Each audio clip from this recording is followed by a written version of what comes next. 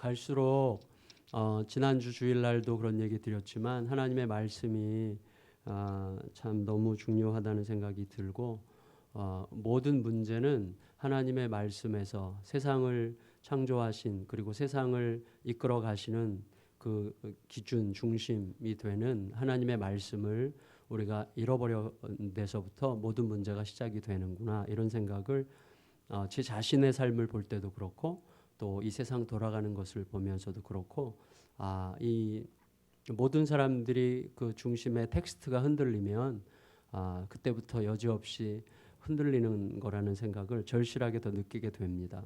하나님께서 요나에게 말씀을 주셨죠. 그래서 말씀이 임했어요. 그래서 말씀이 임하면 그 말씀이 실행돼야 될 때 비로소 이제 새로운 창조의 질서가 나타나는 건데 이제 말씀이 거역될 수 있는 거죠. 그것을 이제 가장 잘 보여주는 게 요나서인데 하나님의 말씀이 임했는데 그 말씀이 요나 생각할 때 요나의 생각에는 너무 안 맞는 말씀이었죠. 심지어 하나님이 틀렸다고 생각하게 할 만한 말씀이었어요. 하나님의 말씀의 내용이 뭐였는지 우리가 알죠. 니느웨, 아수르의 수도 니느웨에 가서 그들이 그동안 행해왔던 모든 악함에 대한 대가가 있을 건데 40일 있으면 망할 거니까 너희가 40일 있다가 망하든지 아니면 뭐 그 전에 무슨 조치를 취하든지 하라 뭐 이런 식의 이제 말씀이었던 것 같습니다.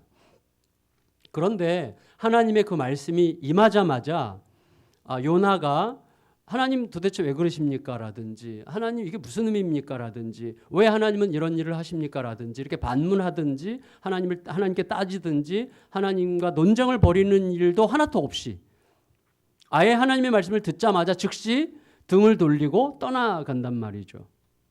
그 부분을 우리가 좀 생각할 필요가 있겠어요. 이유가 뭘까요? 일단은 마음이 매우 상한 거죠. 요나가 마음이 하나님의 그 음성을 들을 때 이미 마음이 상했어요. 간단하죠. 여러분 니느웨는 지금 요나에게 있어서 니느웨 이스라엘 백성들에게 있어서 니느웨는 어떤 존재인가 하면 여러분이 지금 마음속으로 생각하면서 행여라도 길에서 만날까 참 징글징글한 행여라도 길에서 만나면 안 될 것 같은 그 징글징글한 인간을 좀 생각해 보세요. 뭐 시누이일 수도 있겠는데 하여튼 좀 막 나를 죽일 듯이 하는 존재. 그리고 그 인간만 생각하면 정말 살고 싶지 않은 어떤 한 인간을 생각해 보세요. 이스라엘 백성들에게 특히 요나에게 그냥 단순히 인간적 편견이 아니라 그렇게 내가 그를 미워하고 그를 판단하고 그의 멸망을 예측할 수밖에 없을 만큼 그렇게 살았던 어떤 사람이죠. 니느웨는 그런 곳이죠. 그래서 아수르의 수도가 니느웨인데 아수르에게 이제 별명이 있었어요. 그 당시에 별명. 우리나라에도 별명이 있잖아요. 옛날에 뭐 동방의 등불, 이런 뭐 동방예의지국 뭐 이런 별명이 있었고 옛날에 지금은 이제 뭐 어글리 코리아가 됐고 이제는 뭐 어떤 별명이 앞으로 붙여질지 모르겠는데 이 아수르의 별명은 그 피의 제국이거든요. 피의 제국.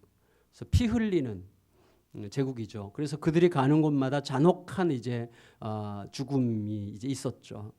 그리고 뭐 유명하잖아요. 뭐 이제 자기네들이 싸워서 이기는 이제 적군의 포로들을 어떻게 다뤘는지 굉장히 잔혹하게 다룬 걸로 알려져 있는데 어쨌거나 이제 그런 대상이에요. 그리고 불의한 자들이고 불법한 자들이고 이스라엘 입장에서 볼 때는 불법한 자들, 우상 숭배자들, 불의한 자들, 죽어 마땅한 자들 심판이 곧 왜 임하지 않는가라고 생각할 만한 그런 나라인데 하나님의 말씀은 그런 나라에 가서 그들이 혹시 돌이킬지도 모를 어떤 기회를 주라는 거예요.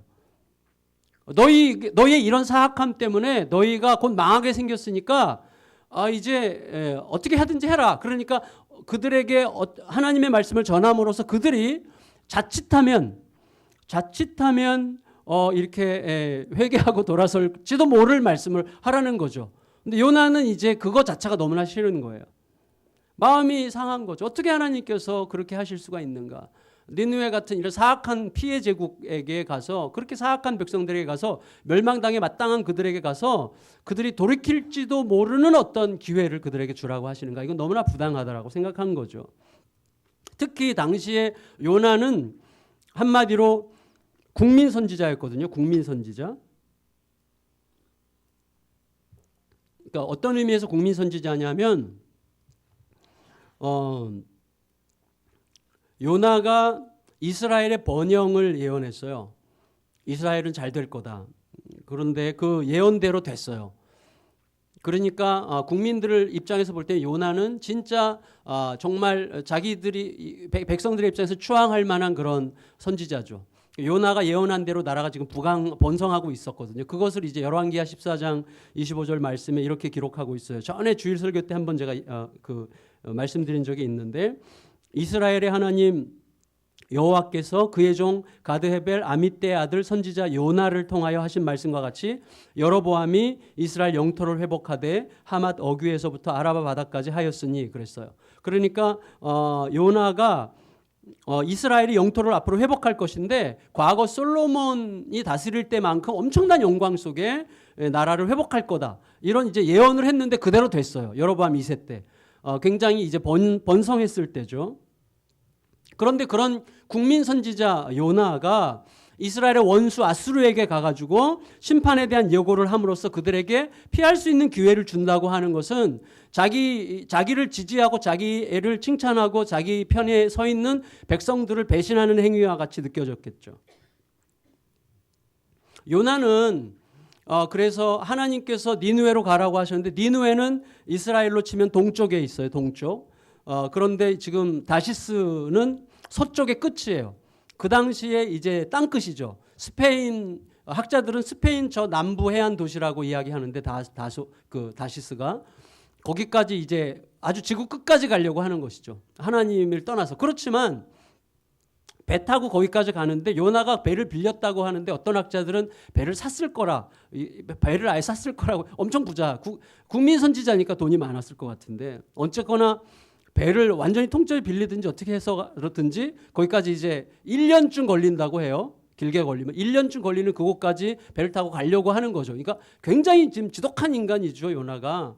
근데 사실 요나가 자기가 어디를 거기까지 가든지 거기까지 가면 하나님도 이제 더 이상 포기할 거다. 하나님은 거기까지 못 쫓아오실 거다라고 생각하는 사람은 아니에요. 그렇게 바보는 아니에요. 왜냐하면 요나가 나중에 뱃사람들에게 고백하는 걸 보면 1장 9절에 이렇게 고백하죠. 1장 9절 같이 읽겠습니다. 1장 9절. 1장 9절 시작. 그가 대답하되 나는 히브리 사람이요 바다와 육지를 지으신 하늘의 하나님 여호와를 경외하는 자로라 하고, 요나 속에 하나님에 대한 세계관이 있어요. 하나님은 육지와 바다를 지으신 하나님이세요. 내가 어디 가든지 거기 계신 하나님이라고 요나는 알고 있고 그렇게 고백하고 있어요. 그런데 왜 하나님의 등을 피합니까? 그걸 뭘 이야기하는 거죠? 하나님께 지금 시위하는 거죠. 내가 지금 하나님의 뜻을 순종하지 않으려고 하는 나의 마음이, 나의 결단이 이 정도니까 주님 알아서 하세요. 이렇게 지금 하나님께 시위하는 거예요. 지금 하나님 불법하고 불의해서 멸망해야 마땅한 그 백성들에게 가서 기회를 주는 게 옳습니까? 아니면 정말 그동안 의롭게 하나님의 말씀만 따라서 살아왔던 나 같은 선지자가 옳은 것입니까? 하나님 납니까? 니느웨입니까? 이런 식으로 이제 하나님 앞에 항의하면서 거기 가도 하나님께서 계실 거는 알고 있지만 그러나 자기의 그런 극단적 불순종의 행위를 통해서 하나님 앞에 저항하고 그 저항을 하나님께 데몬스트레이션 하는 거예요. 좀 이거 보세요. 내가 이 정도로 지금 싫습니다. 이거 옳지 않은 거 아닙니까? 이런 식으로 항변하는 거죠. 여러분, 하나님께 묻지 않았다는 건 뭐예요? 이미 알고 있다는 거죠. 하나님께서 어떻게 하실지 알고 있다는 거죠. 그리고 나중에 이제 4장 가면 이럴 줄 알았어 이렇게 얘기하는데 어쨌거나 하나님께서 어떻게 할지 이미 알아요. 그리고 하나님께서 뜻을 돌이키지 않으실 것도 알아요. 근데 불순종해요. 그 말은 뭐죠? 하나님의 뜻을 돌이키지 않을 거 내가 압니다. 그렇지만 나도 뜻을 돌이킬 생각이 없습니다. 이런 식으로 이제 극단적으로 대립하는 거죠. 하나님과 함께. 그렇다면 여러분, 요나 생각에 하나님은 이스라엘만 사랑하셔야 되는 거예요. 이스라엘같이 적어도 하나님 이름을 부르는 백성들을 하나님께 사랑하시고 구원하셔야지 니느웨같이 이렇게 불법한 자들, 불의한 자들, 저렇게 사악한 자들, 맘맛 없는 인간들을 하나님께 사랑하시는 것은 불의하다고 생각하는 것이죠. 여러분, 요나의 비전은 딱 하나였어요. 아수르의 멸망. 그것만이 요나의 비전이었습니다. 따라서 요나는 이렇게 말하는 셈이죠. 하나님, 제가 하나님의 뜻을 뒤집을 수 없다는 걸 느끼고 있습니다. 그러나 저는 하나님도 틀릴 수 있다고 생각합니다. 그러니까 내 뜻도 뒤집을 수 없을 겁니다. 이런 식으로 이제 항의하는 거죠. 그래서 배를 타고 떠나는 요나가 배의 가장 밑바닥까지 내려가서 잠을 청하고 있는데 그 요나를 하나님께서 끄집어내시죠. 폭풍으로 끄집어내세요. 드디어 요나를 끌려 나오게 했어요. 폭풍 때문에 견디지 못한 선원들이 요나를 끌어올렸을 때 요나가 그때 알았죠. 하나님께서 포기할 생각이 없다는 것을. 그러니까 어떻게 자기도 마지막 카드를 내미는 거예요. 나를 들어 바다에 던지라. 그 말은 뭐예요? 하나님 차라리 저 죽이세요. 이 말이죠. 하나님 차라리 저 죽겠습니다. 이제 그거예요. 그러니까 요나가 참 이제 독한 인간인데 사실은 요나만 독합니까? 진짜 저는 생각해 보면요. 제가 지난주에 약간 진심이고 진실이었고 팩트니까 제가 얼마나 독한지 제가 얼마나 폭력적인지에 대해서 고백했잖아요. 저희 둘째 딸 혼내는데 큰애가 기절했다고. 근데 사실은 제가 얼마나 센지 몰라요. 근데 우리 모두가 다 그래요. 사실 요나만 독한 게 아니에요. 우리가 사실은 이게 이해관계에 들어가고 자존심 상한 일 들어가고 뭔가 이렇게 한번 이게 뒤집히면 레이저가 얼마나 무서운지 모르고 우리 진짜 다 독종들입니다. 이렇게 순한 얼굴 가지고 있어도 정현옥 권사님도 그럴 때 있죠. 안 그래요? 근데 여러분 요나가 어떤 처지에 있는지 요나의 생각이 어떤지 뻔히 아시면서 하나님은 뻔히 아시기 때문에 정말 아시기 때문에 요나를 아수르로 끝내보내려고 하시는 거죠. 그래서 도망치는 요나를 이제 바람과 폭풍으로 추적하셔가지고 배 맨 밑바닥에 누워서 잠자고 있는 요나를 끄집어내세요. 그리고 차라리 나를 죽이세요라고 자기를 바다에 던지라고 하는 요나를 바다에 던지긴 던지는데 낼름 그를 삼킬 만한 큰 물고기를 준비하셔가지고 요나를 삼키죠. 그래서 요나가 그 물고기 뱃속에서 3일 동안 이제 고통 속에 지나게 하시죠.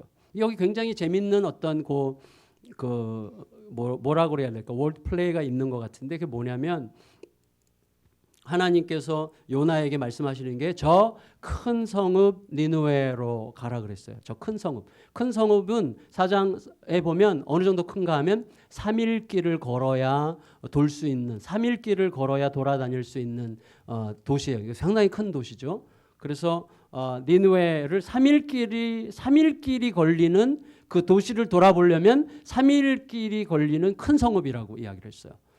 근데 하나님께서 요나를 위해서 준비하신 물고기도 큰 물고기예요. 큰 성읍과 큰 물고기예요. 여기서 크다는 이 가돌이라는 히브리어가 똑같은 단어가 쓰였어요. 영어로 하면 great city고 니느웨는 이 큰 물고기는 great fish예요. 그래서 큰 성읍에 가서 큰 성읍은 며칠 길이라고요? 3일 길을 돌아다녀야 되는데 하나님은 요나를 큰 물고기 속에 며칠? 3일을 가두셨어요. 그래서 큰 물고기의 암흑과 어두움 속에 3일 동안 있으면서 고통을 겪는 과정을 통해서 3일 후에 이제 토해져 나온 다음에는 3일 길을 다니면서 복음이래요. 그 복음이죠. 그들에게 심판의 메시지를 전해야 되는 그것을 위해서 하나님은 3일 길 니느웨에서의 말씀 선포를 위해서 3일 동안 암흑 속에 있게 하신 거죠. 이게 하나님의 장치예요. 그런데 나중에 보면 이 요나가 어떻게 해요? 3일 길을 다녀야 되는 니느웨에서 하루만 말씀을 전해요. 하루만. 그게 이제 참 재밌는 건데 3장 3절 4절 한번 읽어볼까요? 3장 3절 4절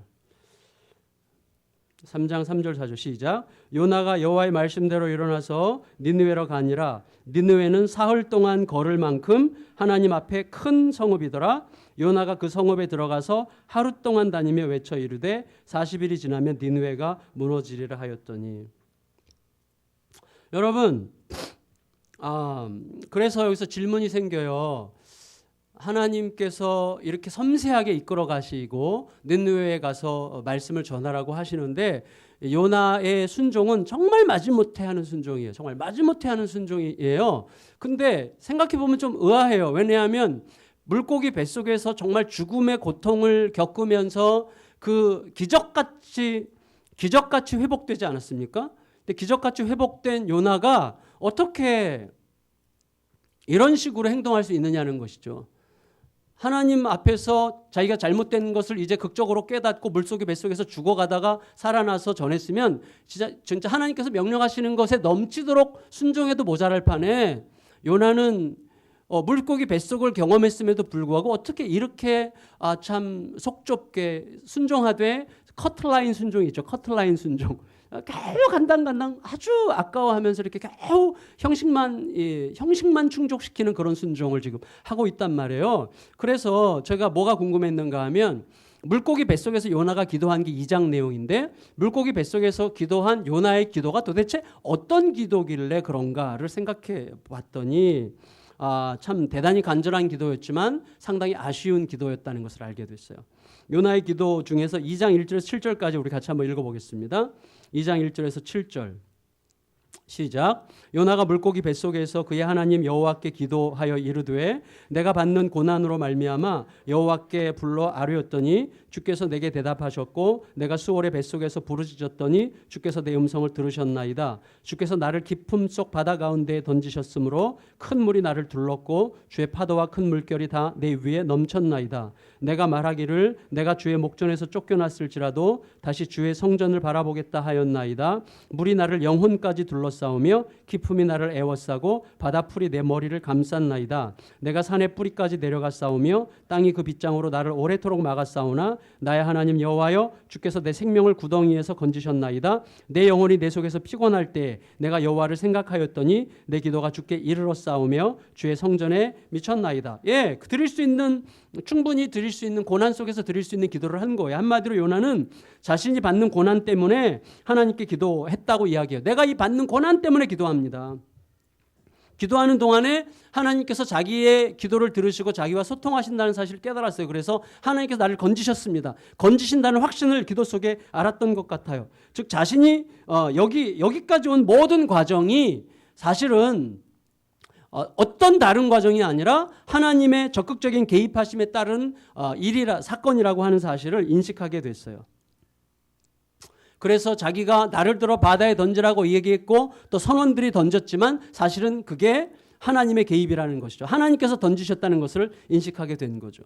그래서 요나는 자신이 수올 죽은 자들이 가는 곳이죠. 수올의 뱃속 죽은 자들이 가는 곳에 있다고 인식했어요. 그렇지만 바다에 던져지는 것이 주님의 목전에서 쫓겨나는 일이었다고 할지라도 뭐라고 기도하는가 하면 다시 주님의 성전을 주님과 함께하는 그곳을 바라보겠습니다. 이렇게 고백했어요. 좀 아까 우리가 읽었죠. 주여 내가 주의 목전에서 쫓겨났을지라도 내가 바다에 던져짐으로써 주님의 목전에서 쫓겨나는 것 같을지라도 하나님 나는 어떤 경우에도 하나님의 성전을 그리워합니다. 라고 이야기함으로써 뭐예요? 그거를 다시 우리말로 고치면 하나님 저는 어떤 경우라도 주님과 함께 있는 것만이 저의 소망입니다. 이렇게 이제 기도한 것이죠. 여러분 이 기도에 우리의 연약함, 저의 연약함, 우리의 연약함이 있다고 생각합니다.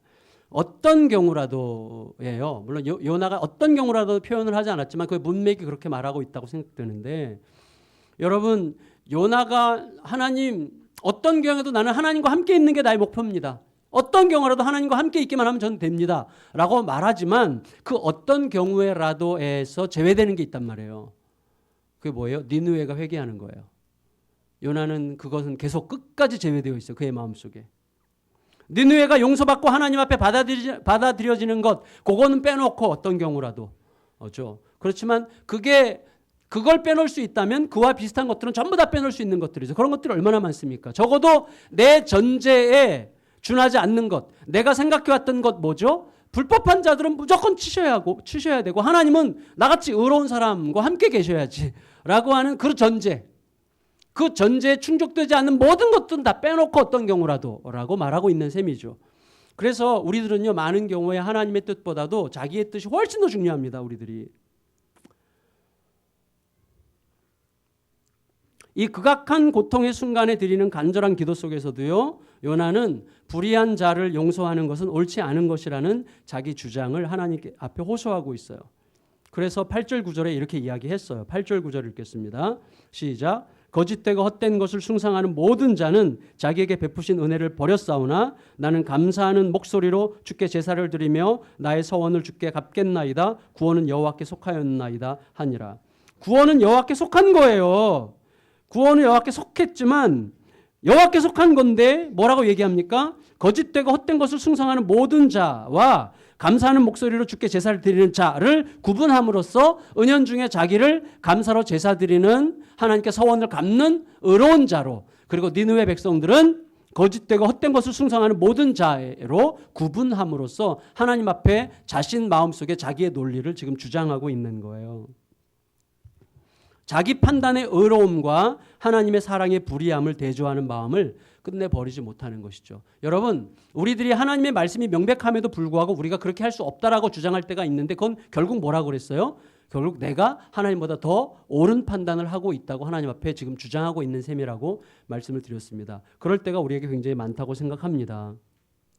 따라서 여러분, 이런 물고기 뱃속에서 드리는 기도는요, 이렇게 기도하면 안 돼요. 물고기 뱃속에서 내가 드릴 수 있는 기도는 이거여야만 된다고 생각합니다. 하나님, 하나님께서 하시는 모든 일은 내가 이해할 수 없습니다. 하나님께서 하시는 모든 일은 내가 받아들이기 불가능한 일들도 있습니다. 그리고 합리적이지 않은 일들도 있고, 내 전제와 전혀 안 맞는 일들일 수도 있고, 내 정서와 내가 지금까지 살아왔던 모든 방식과 전혀 반하는 일들이 있을 수도 있습니다. 하나님의 뜻이 내 생각보다 크기 때문에 내가 생각해왔던 모든 것들과 완전히 정반대로 하나님의 뜻이 나에게 요청될 수도 있다고 생각합니다.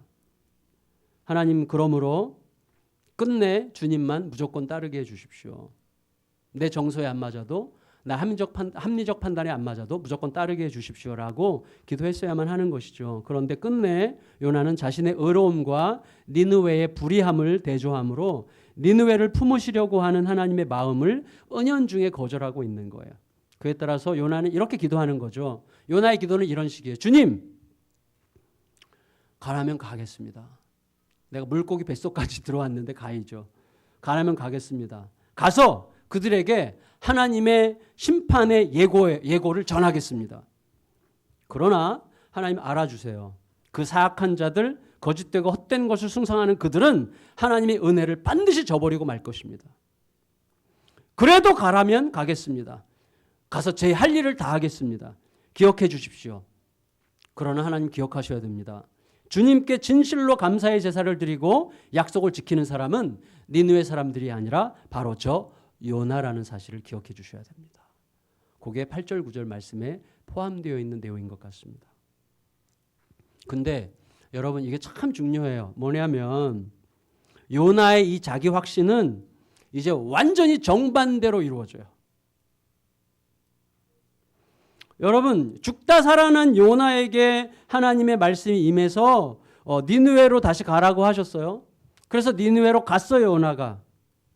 그런데 그 중심이 하나님께 온전히 맡겨지지 않았기 때문에 마지못해 최소치로만 이제 순종을 했어요. 그래서 아까 말씀드렸던 것처럼 3일 길을 걸어야 되는 니느웨에 말씀을 전하라고 하셨는데 단지 하루만 다니면서 전했어요.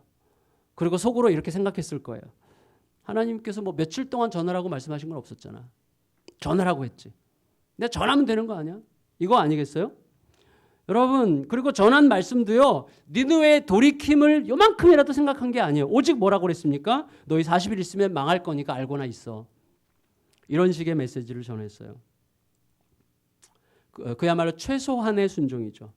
최소한의 순종, 얄궂은 순종이죠. 그런 순종을 순종이라고 말할 수 있는지 모르겠지만 그런 순종을 했어요. 그러나 이후로 진행되는 상황은 진짜 충격적이에요. 여러분, 요나는 아주 마지못해 단 하루를 하루를 아주 한 지역에서만 마지못해 전했지만 니느웨는 고작 하루 동안 전해진 마지못한 메시지만으로도 최소한 40일 이상을 회개해요. 니느웨가. 요나는 단지 심판의 메시지를 선포했을 뿐이지만 니느웨 사람들은 하나님의 용서를 구할 뿐만 아니라 하나님을 믿었어요.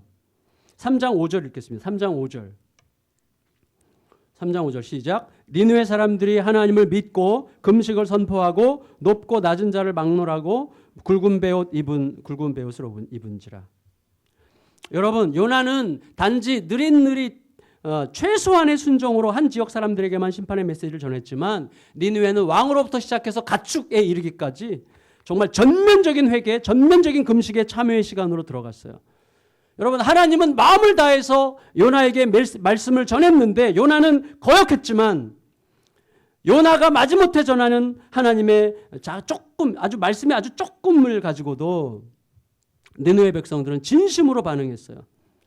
여러분, 니느웨가 이렇게 대대적인 엄청난 참회를 보이게 되는 것에 대해서 어떤 학자들은 그 시기에 일식이 있어가지고 일식에 대한 두려움으로 가득했던 그들에게 이런 메시지가 전해졌기 때문에 그들이 대대적인 회개를 한 거라고 설명하기도 하고, 어떤 사람은 요나가 물고기 뱃속에서 나오는 거를 본 니느웨 사람들이 막 소문이 나가지고 와, 이런 기적이 있는 사람이면 그 말을 들어야 된다, 이런 소문이 났을 거라고 예측하기도 하는데 누가 알겠어요.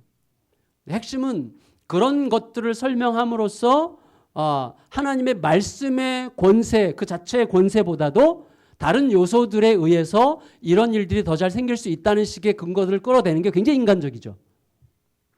다시 말하면 요나가 전하는 그 말씀만으로 이들이 변할 리가 있는가라고 하는 생각 때문에 이런 설명들을 자꾸 덧붙이고 싶은 거죠. 우리가 정말 생각해야 될 건 이거예요. 우리의 최소한의 순종을 통해서도 하나님은 최대의 열매를 거둘 수가 있습니다. 솔직히 우리가 어떤 분에게 이렇게 그냥 주보 줬어요. 주보. 근데 그분이 주보를 이렇게 보다가 주보의 어느 한쪽 구석에 있는 어떤 말도 안 되는 어떤 이상한 이야기 읽고 예수님 믿게 되는 경우들도 있단 말이에요. 그 나의 어떤 최단의 순종이 아니라 나의 어떤 최소한의 순종으로도 하나님은 최대의 열매를 거둘 수가 있어요. 근데 중요한 것도 있어요. 우리들이 기억해야 될 중요한 것. 그러나 우리의 최소한의 순종으로 하나님은 최대의 열매를 거둘 수 있지만 최소한의 순종에 머무는 우리는 최대의 열매의 수혜자가 되지는 못해요. 다시 말하면 하나님 입장에서는요, 우리의 최소한의 순종으로도 최대의 열매를 거둘 수 있지만 최소한의 순종으로 마지못해 순종하는 그 순종하는 자는 최대한의 열매 안에서 그 분깃을 함께 누리지 못해요. 그게 중요한 겁니다. 여러분, 최선의 순종을 하느냐 최소의 순종을 하느냐 하는 것은 결국 니느웨를 위한 게 아니라 나를 위한 거예요. 최소한의 순종으로도 하나님은 최대한의 일을 하실 수가 있어요. 그러나 하나님의 그 최대한의 일에 분깃을 내가 얻지는 못합니다. 왜? 나는 사실은 순종하지 않은 셈이거든요. 마지못해 아주 알량하게 흉내만 낸 것이거든요.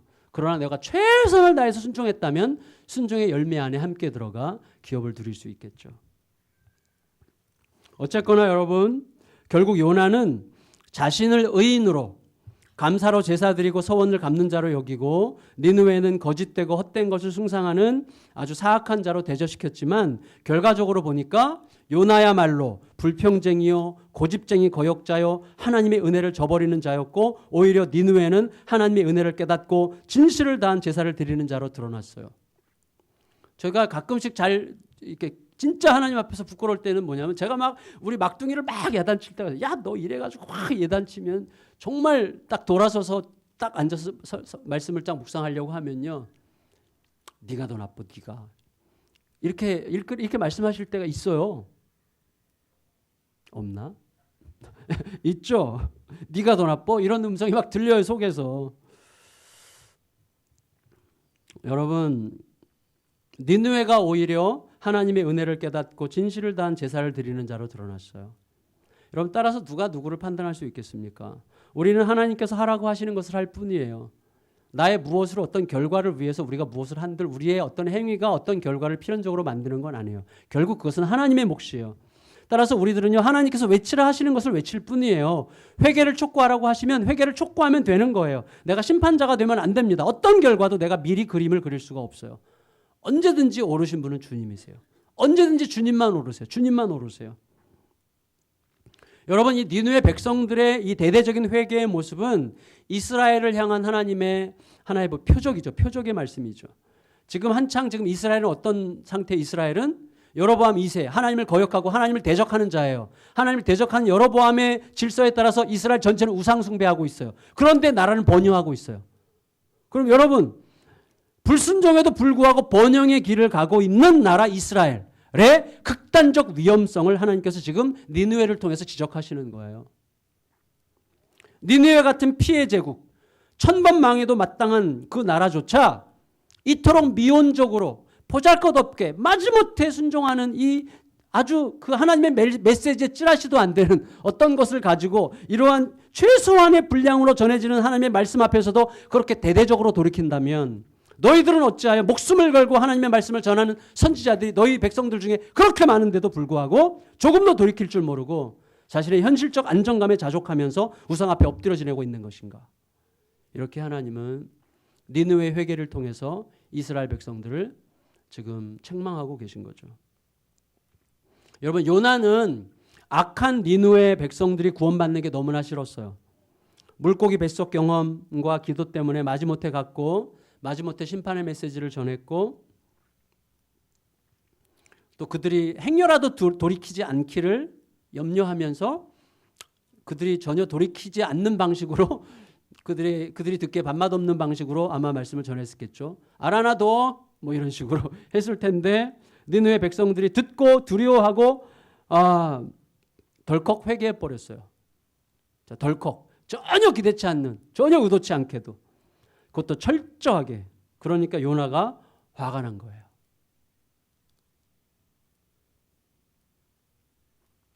요나가 화가 났는데 어느 정도로 화가 났는가 하면 4장 1절에서 3절 읽겠습니다.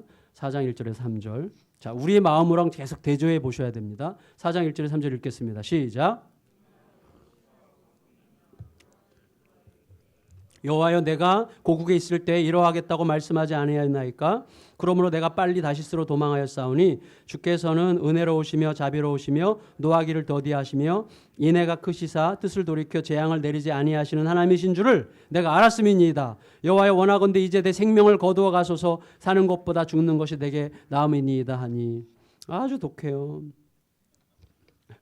여러분, 한마디로 지금 하나님께 비아냥거리고 있어요. 비아냥거리고 있어요. 딱 이거예요. 지금 이 요나의 태도는 하나님 참 대단하십니다. 이거예요. 지금 하나님께. 아니 진짜 대단하세요. 뭐 이런 식으로 얘기하는 거예요. 이렇게 회개한답시고 난리를 치다가 순식간에 또 돌아서서 온갖 잔혹한 짓을 다 하게 될 게 뻔한 이 피해 제국 아수르인 걸 뻔히 아시면서 이런 인간들까지 용서하시다니. 진짜 하나님 참 대단하세요. 그런데 그동안 하나님으로부터 배워온 나로서는, 내가 하나님께 배워온 거는 이거 아닙니다. 하나님, 이런 불의한 자들은 심판받는 게 내가 지금까지 배워온 하나님인데, 하나님으로부터 충실하게 배워온 나로서는 이런 식의 엉성한 용서, 흉내만 내는 이런 식의 용서, 또다시 금방 본색을 드러낼 이런 자들을 용서하시는 이따위의 용서를 도무지 용납할 수 없습니다. 나는 그런 걸 못 보겠으니 차라리 절 죽여주세요. 이런 식으로 지금 하나님께 항변하고 있는 것이죠. 저 같으면 요나 앞에 있는 내가 하나님이라면 이 자식이 지금 어디서 배워가지고 어디서 배워먹은 버릇이야 이게. 뭐 이렇게 말할 텐데 벌써 제가 눈에서 레이저 나갈 뻔했죠. 근데 하나님은 요나를 깨우치기 위해서요 또 다른 걸 준비하세요. 참 하나님은 진짜, 요나가 독한데요 하나님은 더 독하세요. 요나는 자기 고집으로 독한데요 하나님은 사랑을 끝까지 베푸시면서 기회를 주시느라고 진짜 독하게 사랑하세요. 요나가 썽이 나가지고요 이제 자기의 의로운 불평을 들은 하나님께서 자기와 니느웨 사이에 어떻게 판단하실지를 보려고 해요. 자, 무슨 말이에요? 자, 이거예요. 이제 자기 마지막 카드를 내민 거예요. 하나님, 저 살고 싶지 않고요. 이제 진짜 죽겠습니다. 뭐 죽겠다는 말을 너무 자주 하는데 하여튼 이제 죽겠습니다. 나 이제 차라리 죽여주세요. 그러니 하나님, 지금까지 나를 가르쳐 주신 하나님께서 배워오신 난지, 하나님께 배움을 받고 하나님의 뜻대로 살고자 몸부림해왔던 난지, 아니면 금방 회개하는 것처럼 보이지만 금방 돌아서게 될 저놈의 니느웨인지 둘 중에 판단하세요. 하나님 누구 편 드시겠습니까? 그리고 40일을 채워서 하나님의 심판의 재앙이 하늘로부터 내리는지 안 내리는지, 내 편인지 니느웨 편인지를 보기 위해서 니느웨 성 동편에 가서 초막을 짓고 그 안에 그늘에 앉아서 이렇게 구경하고 있어요. 망하나 안 망하나 보자. 하나님 지금 누구 편 드나 보자. 이렇게 이제 구경하려고 갔어요. 그런데요, 갑자기 우리들이 알듯이 그 초막 밑바닥에서부터 박농쿨이, 순식간에 박농쿨이 쫙 올라와가지고 쫙 덮었어요. 천막을 쳐줬어요. 여러분, 요나가 대머리로 알려져 있죠? 요나가 대머리였나요? 죄송해요. 근데 대낙 떼약볕에 정말 시원함을 주는 하나님의 기적이었어요. 이때 요나의 반응, 여러분 4장 6절 읽겠습니다. 요나의 반응 4장 6절 시작. 하나님께서 여호와께서 박넝쿨을 예비하사 요나를 가리게 하셨으니 이는 그의 머리를 위하여 그늘이 지게 하며 그의 괴로움을 면하게 하려 하심이었더라. 요나가 박넝쿨로 말미암아 크게 기뻐하였더라. 여러분 보세요. 자, 요나가 박넝쿨로 말미암아 크게 기뻐했어요. 박넝쿨이 있기 전에도 그늘이 있었는데 박넝쿨이 생기니까 더 시원했기 때문에 기쁜 게 맞아요. 그렇지만 그게 전부는 아니죠. 그게 전부는 아니에요.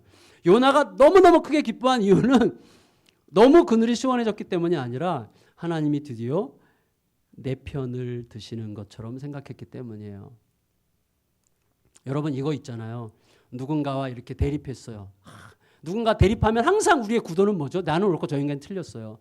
그렇게 이제 구도가 생겨요. 그런데 내가 지금 하는 일마다 잘 돼. 저 인간은 가다가 보니까 넘어져서 너 아니고 깨졌어요. 깨졌어요.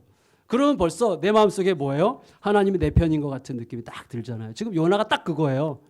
자기가 이제 어떻게 되나 보자. 내 편이냐 니느웨 편이냐 보자 이렇게 했는데 갑자기 박넝쿨이 쫙 올라오면서 그늘을 덮어주니까 너무너무 기쁜 거예요. 시원해서가 아니에요. 시원한 것뿐만 아니라 더 큰 거는 하나님이 드디어 내 편 들어주는구나. 너무나 만족스러웠어요. 야, 하나님은 이렇게 시원하게 앉아서 니느웨를 향한 심판을 구경하라고 하시는구나. 진짜 VIP석으로 만든 거예요. 자기 자리를. 그런데 이튿날 새벽이 되자 어떻게 됐어요? 하나님은 갑자기 벌레와 뜨거운 동풍을 동원해가지고 박넝쿨을 갉아먹게 하시고 동풍에 순식간에 시들러 말라버리게 하셨어요. 여러분 요나는 머리가 혼미할 정도로 정신이 없어졌어요. 태양빛의 뜨거움 때문이기도 했지만 여러분 대낮에 뜨거운 태양이 대머리에 비칠 때 얼마나 뜨겁겠어요. 그러나 그것보다 더 혼미한 이유는 뭐예요? 끝까지 자기 편을 들지 않은 것에 대한 분노. 이거 뭐예요 지금? 하나님 앞에 지금 항의하는 거. 정말 화가 났어요. 그래서 또 말해요. 또 이렇게 말했어요. 7절 8절 읽겠습니다. 시작. 하나님이 벌레를 예비하사 이튿날 새벽에 그 박넝쿨을 갉아먹게 하시니 시드니라. 해가 뜰 때 하나님이 뜨거운 동풍을 예비하셨고 해는 요나의 머리에 쪼임에 요나가 혼미하여 스스로 죽기를 구하여 이르되 사는 것보다 죽는 것이 내게 나으니이다 하니라. 뭐 걸핏하면 죽겠대. 딱 우리들의 모습 아니에요 솔직히? 나 진짜 하나님 죽고 싶어. 나 살고 싶잖아요. 여러분 지금까지 살아오면서 죽고 싶다는 말 몇 번쯤 하신 것 같아요? 진짜 징해요. 요나가 안 변해요. 여러분 사람은 변합니까? 안 변합니까? 어떻게 그렇게 쉽게 얘기해요? 지난 월요일 날 오전에 김인중 목사님, 안산동산교회 김인중 목사님이 본인 은퇴하고 이제 거기 동산교회를 부목사로 거쳐갔던 모든 목회자들을 이제 초대를 했는데 그래도 한 10여 명밖에 안 왔어요. 목사님 은퇴하니까 사람들이 별로 잘 안 모여요. 참 의리가 별로 없는 것 같은데 물론 다 바쁘니까 그렇겠죠. 근데 하여튼 그때 60대 중반의 목회자들로부터 해서 한 10여 명이 이렇게 모였어요. 저도 갔는데 그날 이제 말 끝에 이제 한참 뭐 이 얘기저기 목회 이야기 하다가 갑자기 이제 김인중 목사님의 주제가 사람은 변하는가 안 변하는가 이게 주제로 왔고요. 김인중 목사님의 결론은 사람은 안 변한다였어요. 안 변한다. 근데 제가 진짜 그날 너무 재밌었어요. 왜냐하면 그날 저녁 제가 우리 화성 시찰, 우리가 화성 서부 시찰인데 화성 서부 시찰 목사님들 부부 식사를 한 번도 한 적이 없대요. 지금까지 부부가 저녁 때 모여서 식사를 한 적이 없대요. 그래서 제가 좋은 식당을 예비해서 제가 한번 대접하겠다. 그래가지고 이제 부부를 다 초청했어요. 저만 부부가 아니고 저는 이제 아내가 없기 때문에 지금 저만 혼자 가고 부부가 다 오셨는데 진짜 고급 식당이었어요. 이분들이 막 너무 좋아하는데 그 모임 이건 중요한 거 아니에요. 근데 그 모임에 가기 위해서 차를 타고 가면서 라디오를 틀었는데 6시부터 8시까지 CBS에서 하는 뱀이향의 저녁 스케치라는 프로그램이 있어요. 아세요? 뱀이향 아세요? 뱀이향? 뱀이향 목소리 아세요? 목소리. 자기 목소리에서 커피 향기가 진하게 나오게끔 목소리를 내는 분이세요. 여러분 뭐 이렇게 근데 그날 너무 재밌는 게 그 저녁인데, 그날 저녁인데, 그날 갑자기 이 배미양 씨가 그렇게 얘기했어요. 사람은 변할까요? 안 변할까요? 이게 주제였어요. 그날 월요일 날 저녁에. 너무 신기했어요.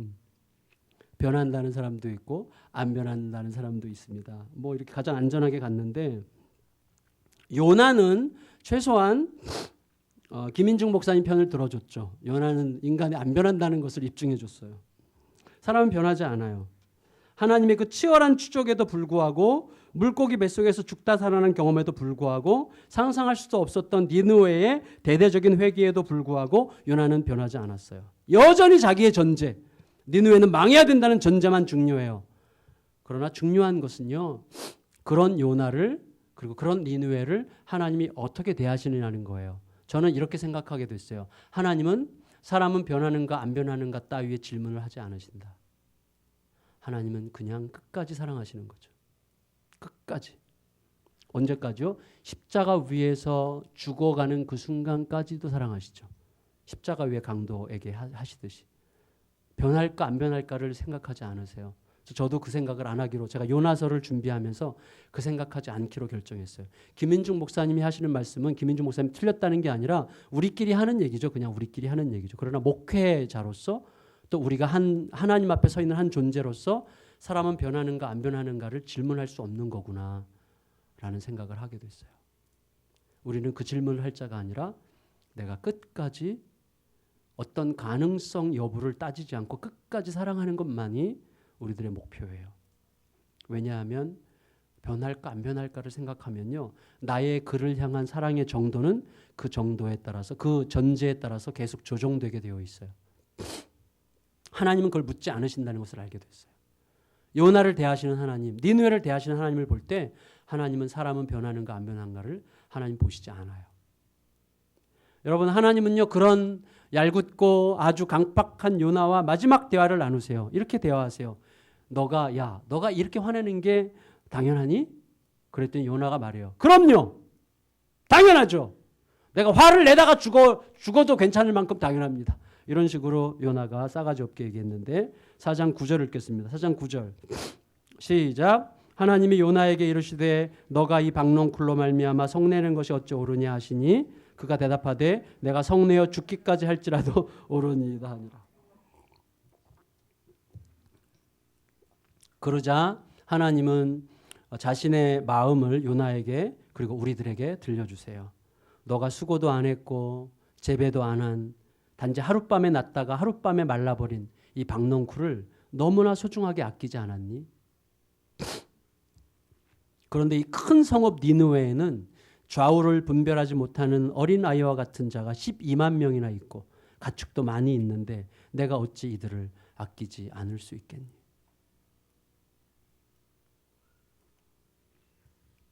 요나의 대답이 생략돼 있어요. 요나는 대답하지 않습니다. 왜 그렇게 끝났는지 우리는 알 길이 없고, 요나가 변했는지 마음을 돌이켰는지 여부도 알 수가 없어요. 그러나 요나가 침묵함으로 요나서가 끝났기 때문에 요나서는 결국 우리들에게 질문하고 있는 거죠. 우리들에게 질문하는 것입니다. 누군가와 극렬하게 대립하고 나면 우리들 속에는 구도가 형성돼요. 아까 말씀드린 것처럼 나는 옳고 그가 틀렸다 이렇게 생각해요. 그리고 내가 옳다는 것을 더 입증하기 위해서 우리는 이렇게까지 얘기해요. 내가 다 옳은 건 아니지만, 나도 틀렸을 수 있지만 너는 이렇게 말함으로써 내가 그렇게 아주 괜찮은 인간이라는 것을 전제로 깔고 상대방을 비난하는 일에 우리들은 굉장히 익숙하죠. 내가 틀린 구석이 조금 있을지라도 저쪽은 너무 많이 틀렸고 훨씬 많이 틀렸고 완전히 틀렸다라고 전제하고 우리들은 대해요. 그런 구도가 우리들의 마음속에 자리를 잡아요. 그래서 자신의 틀린 대가를, 그가 자신의 틀린 대가를 받아서 어떻게 되기를 기대하죠. 내 말 안 듣고 싸가지 없게 굴고 나를 대적하고 내 심기를 건드리고 내 마음에 그렇게 원통함을 준 너는 언젠가는 반드시 대가를 치르고야 말 거야 라는 생각을 우리 속에 하는 거죠. 거기에 대해서 질문하는 거예요. 요나서가. 너도 그러니? 요나처럼? 이렇게 질문하고 있는 것이죠. 목사들이 그런 게 제일 심한 것 같아요. 목사들이.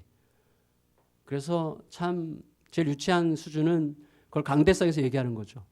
목사한테 불순종해가지고 잘 된 인간 내가 한 번도 못 봤다고 뭐 이런 식으로 얘기하는 거죠. 그거 아주 정말 유치한 협박인데 그러면 안 되죠. 여러분, 우리 속에 하나님은 지금 끝까지 뭘 가르쳐 주고 싶어 하세요? 하나님은 변하냐 안 변하냐 이런 거에 관심 있는 게 아니라 끝까지 누구든지 하나님의 사랑의 대상이라고 하나님은 얘기하세요. 그의 변화의 여부는 그 다음 문제예요. 어떻게 요나가 전하는 그 최소한의 메시지만으로도 그 사악하다고 정평이 난 니느웨가 하루아침에 대대적인 회개를 할 수 있었겠습니까? 그런 일이 있으리라고 누가 예측이나 했겠어요? 하나님의 사랑은 니느웨의 악한 백성도 고집불통 선지자 요나도 결코 포기하지 않으시는 거예요. 하나님은 폭풍을 동원시키십니다. 큰 물고기를 예비하십니다. 그리고 박넝쿨과 벌레와 동풍도 준비하시고 니느웨도 준비하시고 요나도 준비하셔서 서로가 하나님의 거룩한 사랑의 통로로 쓰임받을 수 있도록 하나님께서 계속해서 사랑을 쏟아 부어주시는 것이죠. 이 온갖 대단한 소품들을 다 준비하셔서 요나를 일깨우고 니느웨를 회복케 해서 용서하시는 하나님이시죠. 하나님은 우리를 품으세요. 그리고 그 품으심의 절정으로 요나보다 크신 예수님을 보내시죠.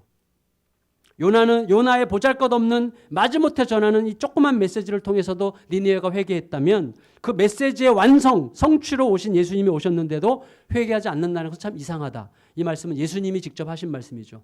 너가 요나의 표적을 알지만 나는 요나보다 큰 자다 라고 예수님이 직접 말씀하셨죠. 하나님의 사랑은 결국 예수 그리스도 안에서 우리가 경험하는 모든 소품들, 옆에 있는 모든 분들이 우리의 인생을 조각하는 하나님의 소품들이죠.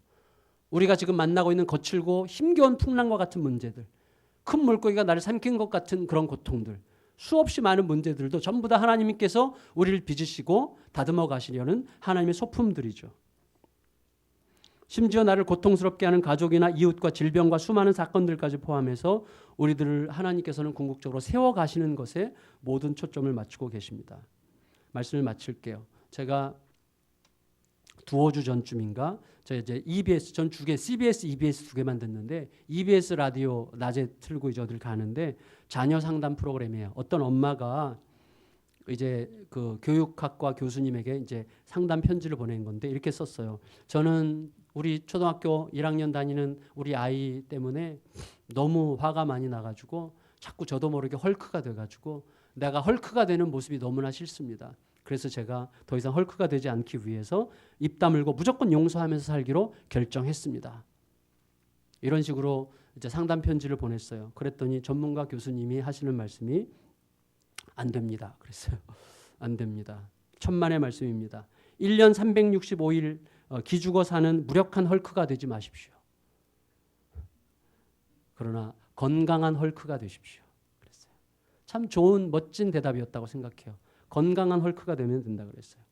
그리고 더 중요한 말을 했어요. 꼭 기억할 것은 우리가 자녀들을 바꿀 수 없다는 사실을 명심하십시오. 그랬어요. 자녀를 바꾸려는 쪽으로 교육이 되는 게 아니라 자녀를 통해 부모가 바뀌는 게 진정한 교육입니다. 그랬어요. 저는 멋진 말 같아요. 부모가 바뀌지 않으면 자녀는 바뀌지 않기 때문에 그렇습니다. 어제 우리가 1:1 양육 이제 1월 달에 본격적으로 시작하는데 1:1 양육의 이제 마지막 마무리 모임을 하는데 우리 강사로 오셨던 허복만 장로님이 이런 얘기를 했어요. 똑같은 얘기죠. 우리에게 여러분 1:1 양육자가 있고 양육자가 섬기는 동반자가 있는데 양육자는 동반자를 이 성경 공부로 변화시키려고 생각하지 마십시오. 변화시킬 생각하지 마십시오. 이 양육자와 동반자의 관계 속에서 제일 중요한 포인트는 동반자를 섬기면서 양육자가 변한다는 것입니다. 이거였어요.